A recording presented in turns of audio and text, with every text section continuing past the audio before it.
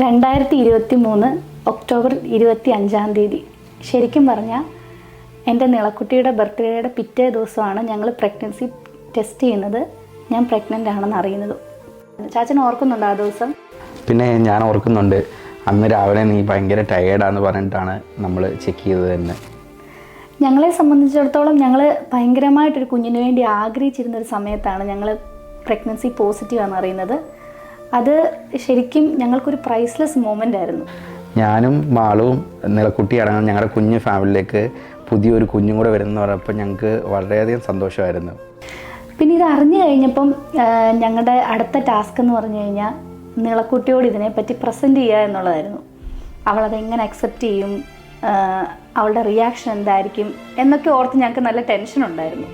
അങ്ങനെ നിളക്കുട്ടിയോട് പറയാൻ വേണ്ടി ഒരു ദിവസം വൈകിട്ട് അവളെ സ്കൂളിൽ നിന്ന് വിളിച്ചുകൊണ്ട് വരുന്ന വഴിക്ക് ഞാൻ പറഞ്ഞു, നിളക്കുട്ടി ഒരു ഹാപ്പി ന്യൂസ് ഉണ്ട്, നമുക്ക് കുഞ്ഞിന് ഒരു പുതിയ ബേബി നമുക്ക് വരുന്നുണ്ട്, കുഞ്ഞിൻ്റെ കൂടെ കളിക്കാനൊക്കെ ആയിട്ട് ഒരു ബേബി വരുന്നു. അപ്പം അവൾ ആക്ച്വലി ഞങ്ങൾ ഒട്ടും പ്രതീക്ഷിച്ചില്ല അവൾ അത് എങ്ങനെ റിയാക്ട് ചെയ്യുമെന്നായിരുന്നു ഞങ്ങളുടെ ഒരു പേടി.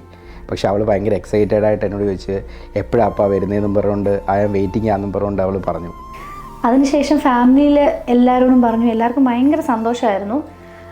പിന്നീട് ഞങ്ങൾ ഒരു സ്കാനിങ്ങിന് വേണ്ടി വെയിറ്റ് ചെയ്തു. അതിൻ്റെ അപ്പോയിൻമെൻറ്റ് കിട്ടി.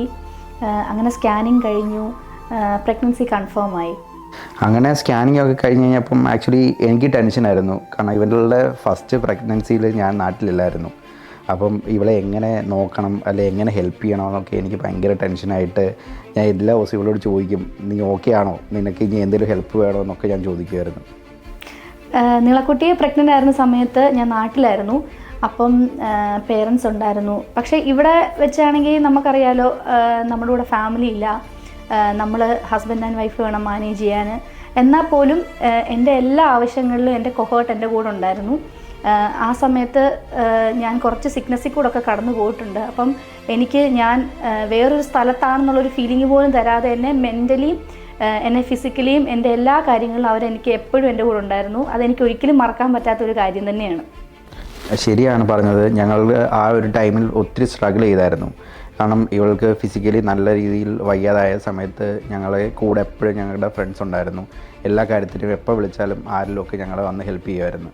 നമുക്ക് പ്രഗ്നൻ്റ് ആകുന്ന സമയത്ത് കുറേ ബുദ്ധിമുട്ടുകളും വേദനകളും ഒക്കെ വരുമല്ലോ. അപ്പം നമുക്ക് തോന്നും നമ്മൾ ഓക്കെ ആണോ എന്ന് തോന്നും. പക്ഷേ എൻ്റെ ആ സമയത്ത് ടീനു എൻ്റെ പ്രഗ്നൻസി മേറ്റ് ആയിരുന്നു.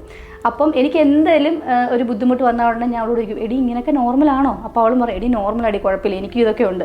അതെനിക്ക് വലിയൊരു ആശ്വാസമായിരുന്നു കേട്ടോ. അങ്ങനെ ഞങ്ങൾ സെക്കൻഡ് സ്കാനിങ്ങിന് പോകുന്നതിന് മുമ്പ് ഞങ്ങൾ തമ്മിൽ അങ്ങോട്ടും ഇങ്ങോട്ടും ചെറിയൊരു അടികൂടെ നടത്തി. അതായത് അവൾ പറയുന്നത് അവൾക്ക് ജെൻഡർ അറിയണ്ട, ഞാൻ പറയും എനിക്ക് എന്തായാലും ജെൻഡർ അറിഞ്ഞേ പറ്റത്തുള്ളൂ എന്ന് പറഞ്ഞു. അങ്ങനെ ഞങ്ങൾ സ്കാനിങ്ങിൻ്റെ അന്ന് അവിടെ ചെന്നപ്പോഴത്തേക്കും അവർ ചോദിക്കുമല്ലോ നമ്മളോട് ഇവിടെ ഏത് ജെൻഡർ അറിയണോ. അപ്പോൾ ഞാൻ ചാടിക്കയറി പറഞ്ഞു എനിക്ക് ജെൻഡർ അറിയണമെന്ന് പറഞ്ഞു. ഓക്കെ, അപ്പോൾ എന്തായാലും അവൾ ഇവളുടെ കൺസേൺ ചോദിക്കും. അങ്ങനെ അവർ ഇവളോട് ചോദിച്ചപ്പോൾ ഇവളും ലാസ്റ്റ് സമ്മതിച്ചു ഓക്കെ അറിയണമെന്ന് പറഞ്ഞപ്പോഴത്തേക്കും ആ ചെക്ക് ചെയ്യുന്ന ആൾ പറഞ്ഞു, ഇത് ആളൊരു ക്രിക്കറ്ററാണെന്നാണ് പറഞ്ഞു കേട്ടോ. അങ്ങനെ ജെൻഡർ അറിഞ്ഞു, മോനാണെന്നറിഞ്ഞു. അപ്പം ഞാൻ ഫസ്റ്റ് പ്രഗ്നൻസിയിൽ നാട്ടിലായിരുന്നതുകൊണ്ട് ചന്തു അവിടെ ഇല്ലായിരുന്നതുകൊണ്ടും എനിക്ക് പ്രഗ്നൻസിയുടെ കുറേ ചടങ്ങുകൾ മിസ്സായിട്ടുണ്ട്. അപ്പം ഇവിടെ ഇപ്പം ഞങ്ങൾ ഒന്നിച്ചായതുകൊണ്ട് ഞാൻ എന്തായാലും ഒരു ബേബി ഷവർ എക്സ്പെക്റ്റ് ചെയ്യുന്നുണ്ട്. പക്ഷെങ്കിൽ എനിക്ക് വേണ്ടി ചാച്ചൻ പ്ലാൻ ചെയ്തത് ഒരു വളക്കാപ്പായിരുന്നു. എനിക്ക് ഇന്നും അത് ഒരു ഭയങ്കര മധുരിക്കുന്ന ഒരു ഓർമ്മയാണ് എൻ്റെ വളക്കാപ്പെന്ന് പറഞ്ഞു കഴിഞ്ഞാൽ. ഇന്ന് ഞങ്ങളുടെ ഫാമിലിയിലെ അഞ്ജുവിന്റെ വളകാപ്പാണ്. ഫസ്റ്റ് ടൈമാണ് ഞങ്ങളുടെ ഫാമിലി ഇങ്ങനെ ഒരു പ്രോഗ്രാം അറേഞ്ച് ചെയ്തത്. സോ ഞങ്ങളെല്ലാം റിയലി എക്സൈറ്റഡ് ആണ്.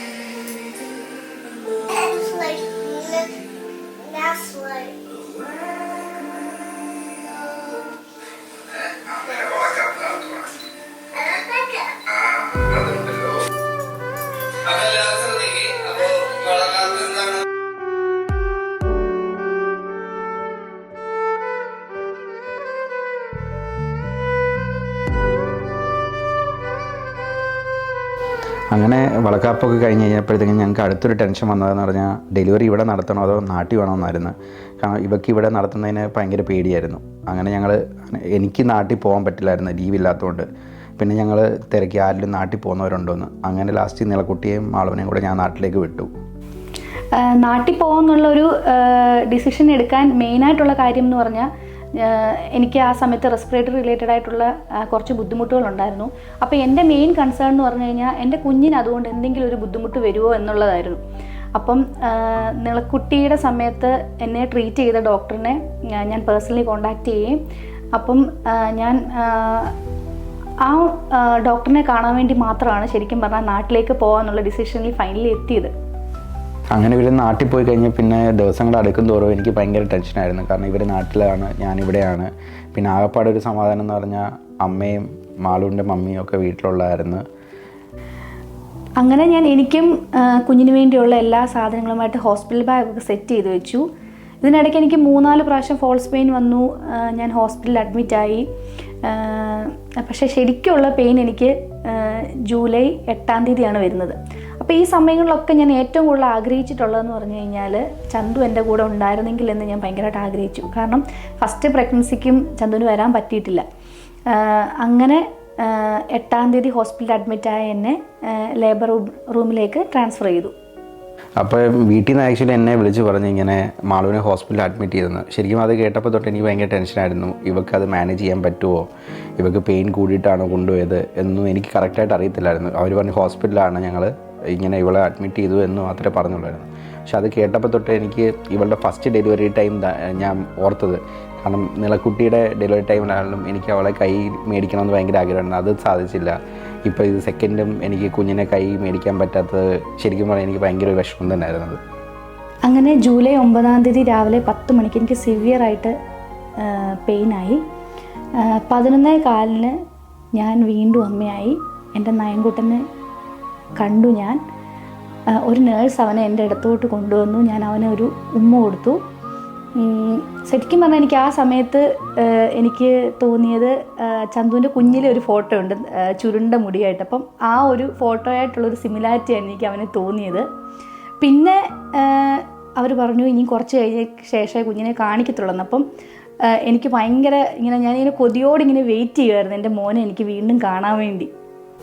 ഇവളുടെ ഡെലിവറി കഴിഞ്ഞ ഉടനെ തന്നെ എന്നെ വീട്ടിൽ നിന്ന് അവർ ഫോൺ ചെയ്തിട്ട് പറഞ്ഞു ഡെലിവറി കഴിഞ്ഞു, കുഴപ്പങ്ങളൊന്നും ഇല്ല, ഇനിയും കുഞ്ഞിനെ അവരെ കാണിക്കുന്ന സമയത്ത് വിളിക്കാമെന്ന് പറഞ്ഞിട്ട് കുറച്ച് കഴിഞ്ഞപ്പോൾ അവർ വീഡിയോ കോൾ ചെയ്തിട്ട് എന്നെ കാണിച്ചു. മോൻ്റെ വീഡിയോ എന്നെ കാണിച്ചു, വീഡിയോ കോൾ ചെയ്തിട്ട് കാണിച്ച്.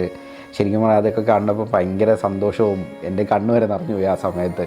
കാരണം അടുത്തില്ലാത്തതിൻ്റെ ആ ഒരു വിഷമം എനിക്ക് ഭയങ്കരമായിരുന്നു. എനിക്ക് ശരിക്കും പറഞ്ഞാലാണെങ്കിൽ സ്പെഷ്യൽ താങ്ക്സ് പറയാനുള്ളത് എൻ്റെ മോളോടാണ് എനിക്ക്.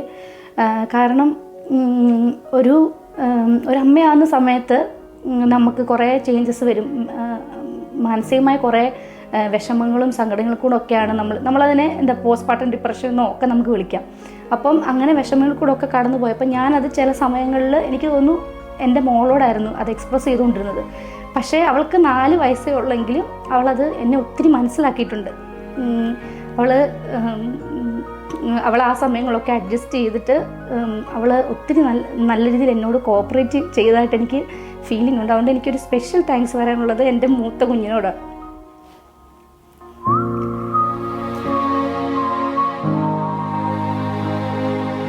അങ്ങനെ ഇവർ ഡെലിവറി കഴിഞ്ഞ് നാട്ടിൽ പോയി കഴിഞ്ഞപ്പം എനിക്ക് ഭയങ്കര എക്സൈറ്റഡ് ആണ്. എന്ന് നാട്ടിലേക്ക് പോകാൻ പറ്റും. ദിവസങ്ങൾ എണ്ണി ഞാൻ ഇങ്ങനെ വെയിറ്റ് ചെയ്ത് ഒരു 20 ദിവസത്തിനുള്ളിൽ തന്നെ ഞാൻ നാട്ടിൽ ചെന്നു. അത് ആ ഒരു മൂമെൻ്റ് എന്ന് പറഞ്ഞാൽ കുഞ്ഞിനെ കയ്യിലെടുക്കുക എന്ന് പറയുമ്പോൾ ഭയങ്കര ഒരു ഫീലായിരുന്നു അതെനിക്ക്. ഫസ്റ്റ് കയ്യിലോട്ട് കിട്ടിക്കഴിഞ്ഞപ്പോഴത്തേക്കിനും, അതായത് നിളക്കുട്ടിയെ കയ്യിലെടുത്തിട്ടുണ്ടെങ്കിലും ഫസ്റ്റ് ഇവനെ കയ്യിലെടുക്കുമ്പോൾ എങ്ങനെ എടുക്കണം, ഏത് രീതിയിലെടുക്കണം എന്നൊക്കെ ഭയങ്കര ടെൻഷനൊക്കെ ആയിട്ടാണ് ഞാൻ എടുത്തത്. പക്ഷേ ഞാൻ നല്ല കംഫർട്ടായിട്ട് തന്നെ അവനെ കംഫർട്ടാക്കി തന്നെയാണ് ഞാൻ എടുത്തതും. അത് ഭയങ്കര ഒരു പ്രഷ്യസ് മൂമെൻ്റ് ആയിരുന്നു എനിക്കത്. എൻ്റെ മോൻ്റെ 2ാമത്തെ ഞാനിത്. എൻ്റെ മക്കളുടെ 4ാമത്തെ കൊച്ചുമോളാണ്. എൻ്റെ പേര് നയൻ എന്നാണ്. ഞാൻ വിളിക്കുന്നത് നിച്ചുക്കുട്ട എന്നാണ്. നിച്ചുക്കുട്ട് ഇത് ഞാനാണ് മോക്ക് പേരിട്ട നിളക്കുട്ടിന്ന്. ഞാൻ വീട്ടിലിടാനിട്ട പേരായിരുന്നു. അവർ പറഞ്ഞത് ഒഫീഷ്യൽ നെയിമായിട്ടിടാമെന്ന് പറഞ്ഞു. ചന്തുക്കുട്ടൻ അവൻ്റെ അച്ഛനെ കൂട്ട് തന്നെയാണ് ചെറുപ്പത്തിലേ ഇരിക്കുന്നത്. ഇപ്പം അതുപോലെ തന്നെയാണ് ഇപ്പം അവൻ്റെ മോനും ചന്തുക്കുട്ടൻ ചെറുപ്പത്തിലെ കൂട്ട് തന്നെയാണ് ഇരിക്കുന്നത്. എനിക്ക് അവനെ കുറേ ഇഷ്ടം. അവനെ എനിക്ക് ഞാൻ സ്കൂളിൽ പോകുമ്പോൾ മിസ് ചെയ്യും.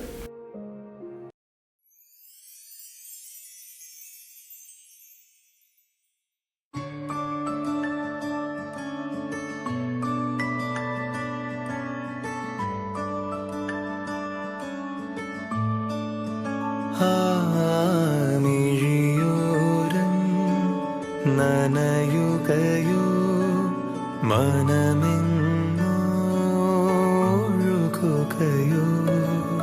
ഒരു കൂട്ടം കഥകളുമായി ഇളം കാറ്റിൽ ഇടവഴിയിൽ ഒരു കാലം തിരികെ വരും ചെറുതൂവൽ ചിരി പകരും തലോടും താനേ കഥ തുടരും മിഴിയോരം നനയുകയോ മനമെങ്ങോഴുകയോ.